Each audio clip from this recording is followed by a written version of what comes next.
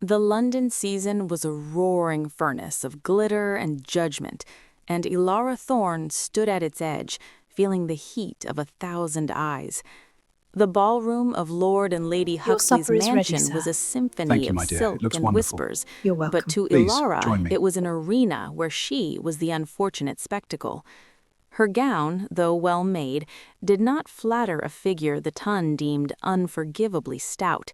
A careless remark from a viscount, "I dare say she blocks the draught from the terrace," drifted on a wave of tittering laughter, striking her with the precision of a scalpel.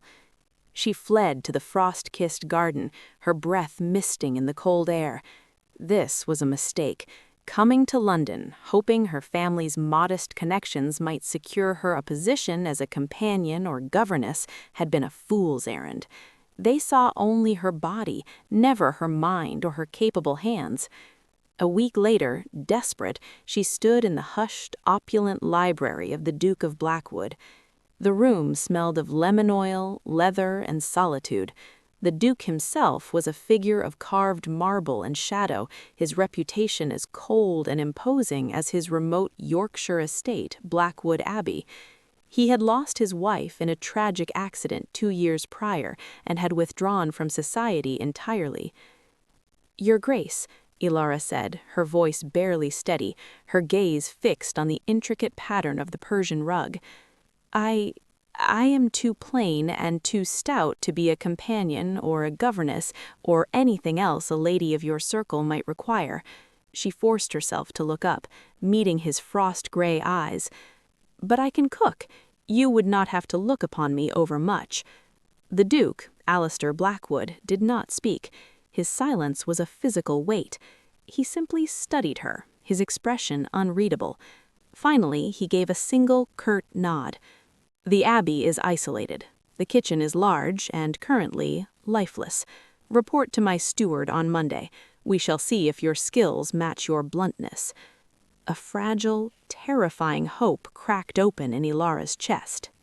As Elara prepared to leave London for the distant Abbey, a finely dressed lady with a razor-sharp smile, Lady Cordelia Vance, the Duke's late wife's dearest friend and London's most merciless gossip, watched from her carriage. "So, the hermit Duke hires himself a scullery maid to warm his empty halls," she murmured to her companion. "How delightfully pathetic.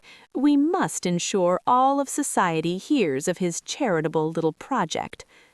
Blackwood Abbey was a monolith of gray stone, rising from the moors like a broken tooth. Its halls echoed with a profound silence, a monument to grief. The kitchen, while equipped with the finest French ranges, was cold and spiritless. The Duke was a ghost in his own home. He took his meals alone in the formal dining room, a vast chamber that could seat 40. He spoke only in necessities. The soup was adequate. See to it the beef is less seasoned. Yet he noticed. He noticed when she sourced wild thyme from the moors to add to a stew. He silently replaced a set of dull kitchen knives with Sheffield steel. He fixed a stubborn pantry latch without being asked. She baked bread that filled the stone corridors with a scent of warmth. She created hearty pies and delicate pastries, each dish a quiet rebellion against the Abbey's pervasive chill. The small staff, a dour butler, a few hardy maids, began to linger in the kitchen, drawn by the warmth and the food. One afternoon, a traveling merchant brought news and gossip from London. He chuckled to the stable hand, loud enough for Elara to hear. "They're saying in the clubs that Blackwood's hired himself a human hearth to keep his Yorkshire tomb warm, calls her his moorland muse, a charitable case too large to be seen in polite drawing-rooms." Elara's hands stilled in the dough. The shame was a familiar cold wash. That night, as she banked the kitchen fire, the Duke appeared in the doorway. "You heard the talk." "Yes, Your Grace." "Do not let it dictate your worth here. This house, it has been cold for too long." He paused, then added, "The bread you make reminds me of something I had forgotten."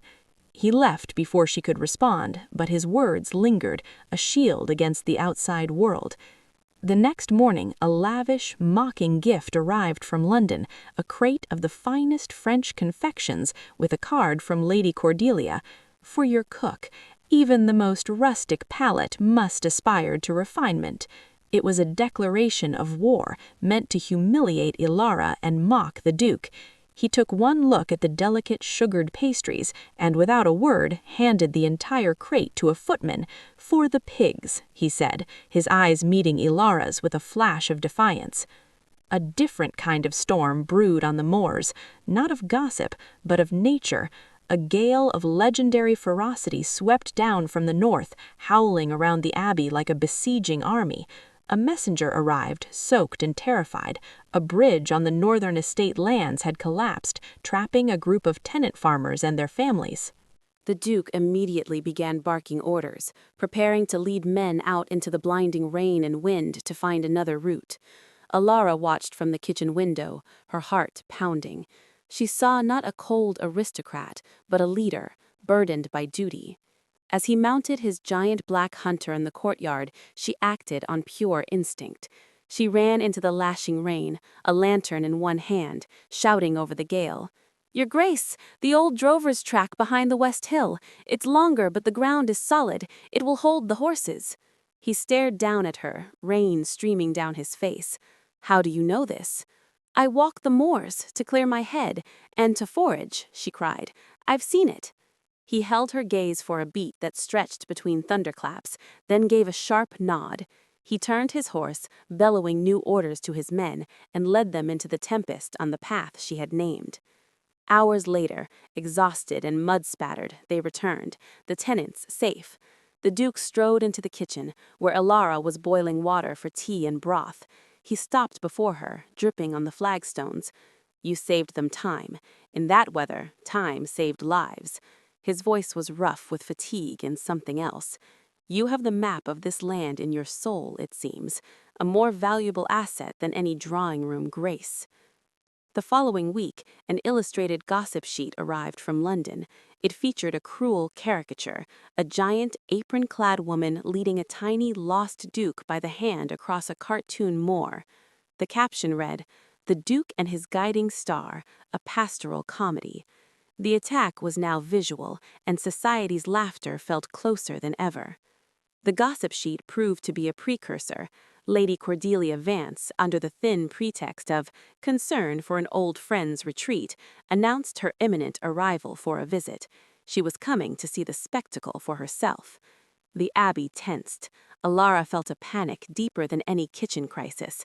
This was the embodiment of the world that had rejected her, coming to pass judgment in her fragile sanctuary. The Duke surprised her. "You are not a servant to be paraded or hidden, Miss Thorne," he said firmly. "You are the keeper of my household. You will take your meals with us." The dinner was an exquisite torture. Lady Cordelia was all glittering smiles and poisoned honey. "And you must be the remarkable cook. How sturdy you look. Country life clearly agrees with you." She turned her dazzling smile on the Duke. "Alistair, darling, how rustic you've become. Next you'll be serving ale in tankards." The Duke placed his napkin on the table, the sound like a gunshot in the tense room. "Miss Thorne," he said, his voice clear and carrying, "has more courage and sense in her little finger than the entire company I kept in London. She saved tenant lives during the great storm with her knowledge of my land. She has brought warmth to a house that was a tomb. You will address her with respect, Cordelia, or you will find your visit abruptly shortened."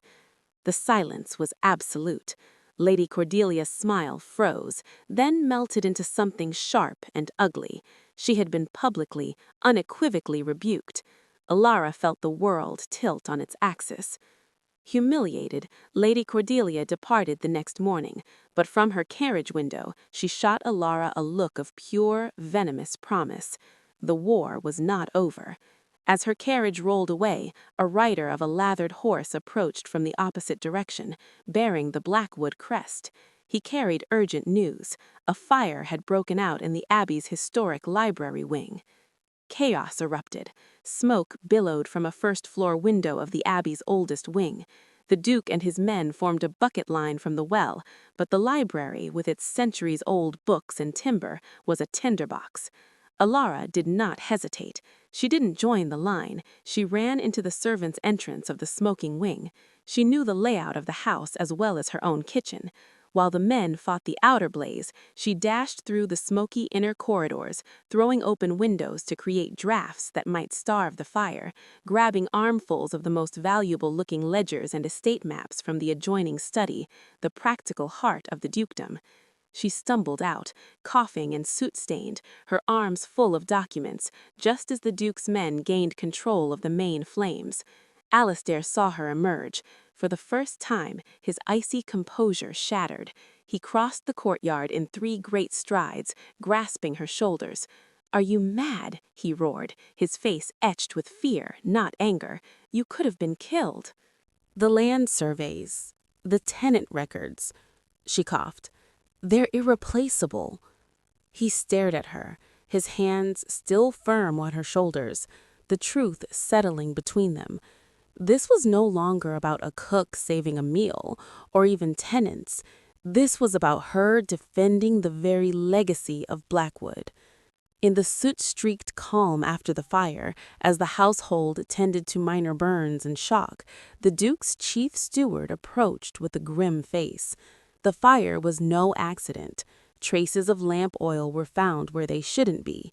Someone had tried to burn the abbey down, and the only newcomer before the fire was Lady Cordelia's personal footman, who had been touring the grounds unsupervised the day before. Suspicion became cold, hard certainty. Inquiries in London revealed Lady Cordelia's finances were in dire straits. More damningly, she had been the one to introduce the Duke to his late wife. Whispers now suggested that match had been a calculated play for influence that had failed. Confronted by the Duke's formidable lawyer with the evidence, the footman's confession procured under pressure, Lady Cordelia's malice spilled out in a hysterical torrent.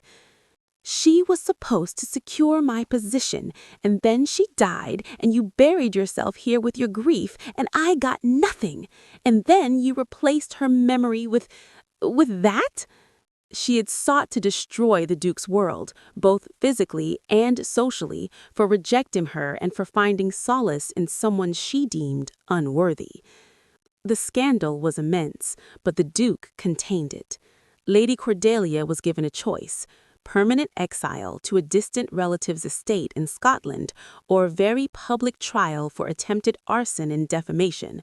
She chose exile, her reputation in tatters. The external threat was vanquished, but within the abbey, a new, more intimate tension grew. The Duke looked at Alara not as a cook, but as the woman who had fought for his home and his legacy. At a quiet dinner, the Duke did not retreat to his study afterward. Instead, he asked Alara to walk with him in the moonlit garden. "The world," he said, "believes I brought you here to hide you. The truth is, you have brought me out of hiding." He took her hand, his touch gentle but sure. But as he was about to speak further, a solemn-faced butler interrupted. "Your Grace, a delegation from the House of Lords has arrived unannounced. They say it is a matter of utmost urgency regarding your marital status and the succession." The delegation was polite but ruthless.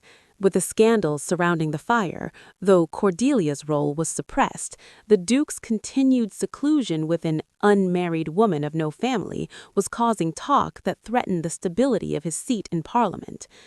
Furthermore, with no direct heir, the Blackwood title and estates faced a complex and disputed succession upon his death, which unsettled his political allies. They presented an ultimatum: re-enter society with a suitable wife by the next season's end to secure the line and quiet the rumors, or face political isolation and legal chaos over the inheritance. The Duke was livid, but the law and tradition were walls he could not storm with sheer will. He told Alara everything, his voice heavy. "They speak of suitable as if it were a measurement of lineage and waistlines. They do not know a thing about worth." Alara's heart, which had begun to hope for something impossible, shattered quietly. She understood. She could be his courage, his comfort, his cook, but she could never be his duchess in the eyes of that world. She said, "I will stay until you make your choice, Your Grace," her voice hollow. "I will help in any way I can." The Duke began a half-hearted correspondence with eligible ladies, each letter a fresh wound for Alara. One afternoon, a letter arrived not for the Duke, but for her. It was from a renowned culinary society in Paris, having heard of her legendary skills through the distorted lens of London gossip. They offered her a prestigious position as head of a new research kitchen, a chance at independence, recognition, and a life built entirely on her own merit. The choice was now hers: a lifetime of hidden love and service at the Abbey, or a bold, lonely freedom across the Channel. Alara packed her small trunk, the Parisian letter in her pocket. She would leave. It was the only noble choice. She sought out the Duke in the library to say goodbye. He was standing before the repaired fireplace, the portrait of his late wife now moved to a side wall. In its place was a simple, beautiful painting of the moorland kitchen garden Alara had cultivated. "I have been a fool," he said, not turning. "I spent years mourning a ghost, and then months being governed by the fear of creating gossip. I sought to honor a title, forgetting it is meaningless without a true home to attach it to." He finally faced her, his eyes unwavering. "The delegation can go to the devil. Let the title pass to a distant cousin. My legacy is not a name in a ledger. It is this land and the people on it. And it is you." Tears streamed down Alara's face. "The world will never accept it." "Then we shall make our own world," he said, closing the distance between them. He took her hands, his thumbs brushing over her work-roughened knuckles. "Alara Thorne, you are the strongest, truest soul I have ever known. You have loved this place and its people when I had forgotten how. Will you do me the unparalleled honor of becoming my wife? Not the Duchess society demands, but the partner I need, and the heart this house requires." She looked into his eyes, seeing no pity, no calculation, only a love as solid and enduring as the Abbey stones. The Parisian letter crinkled forgotten in her pocket. "Yes," she whispered, 1,000 times yes. Their wedding was a small, defiant ceremony in the Abbey's chapel, attended only by tenants and loyal staff. When news broke, society was apoplectic, but the Duke and his new Duchess did not hear it. They were too busy walking their windswept moors, planning a new school for the tenant children, to be designed by Alara, and always returning to the warm, fragrant heart of the home they had built together, the kitchen. The last image is of them, hands clasped, standing together in the doorway of Blackwood Abbey, no longer a tomb, but a fortress of their own making, facing the world united and unafraid.